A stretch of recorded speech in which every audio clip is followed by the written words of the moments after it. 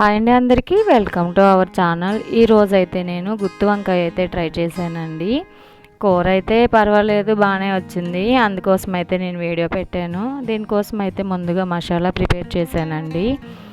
నాకు తెలిసి నా చిన్నప్పుడు ఎక్కువ మసాలా అంటే టమాటా అవన్నీ, కానీ ఇదేదో కొత్తగా అనిపించిందని ఇలా ట్రై చేశానండి.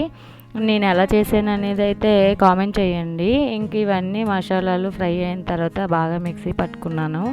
ఈ పట్టుకున్న మిక్సీ మిశ్రమంలోనే కొద్దిగా పసుపు, తర్వాత టేస్ట్కి తగ్గ సాల్ట్ అందులోనే వేసేసానండి. ఇంకా వంకాయలను అయితే ఇలాగా 4 పార్ట్ చేసి లోన ఏమైనా కుళ్ళు ఉన్నాయని చూసుకోవాలి. పుచ్చులు ఏమీ లేకపోతే మనం వెంటనే స్టఫ్ చేసేసుకోవచ్చండి. నేను యాక్చువల్లీ ముందుగా వంకాయలను కట్ చేసుకుంటే సాల్ట్ వేసి కానీ కల్లుప్పు వేసిన వాటర్లో కానీ పెట్టాలి. నేనైతే వెంటనే కట్ చేశానని ఇంకా అందులో వేయలేదు. ముందుగా వేసుకుంటే బాగుంటుంది.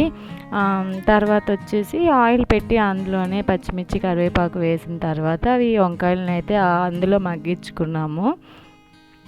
మా మా ఊళ్ళో పండగ అయిందండి. పండగ అయ్యేటప్పుడు మా ఇంటికి వంట అతను వచ్చారు. అతను అయితే డీప్ ఫ్రై చేశారు.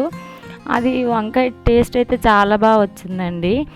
డీప్ ఫ్రై అంటే కొంచెం కష్టం అనిపించి నేనైతే ఇలా ట్రై చేశాను. మీరైతే ఒక్కసారి చూసి ఎలా వచ్చింది, ప్రాసెస్ అంతా ఇలాగైనా కరెక్టా కాదా అనేది అయితే కామెంట్ చేయండి తప్పకుండా.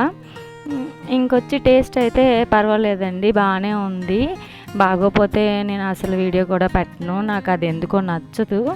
యాక్చువల్లీ నేనైతే హెల్తీగా ఉండే రెసిపీస్ కోసమే యూట్యూబ్ అయితే స్టార్ట్ చేశాను. హెల్తీ రెసిపీస్ అనేది చేయడం అవ్వట్లేదు.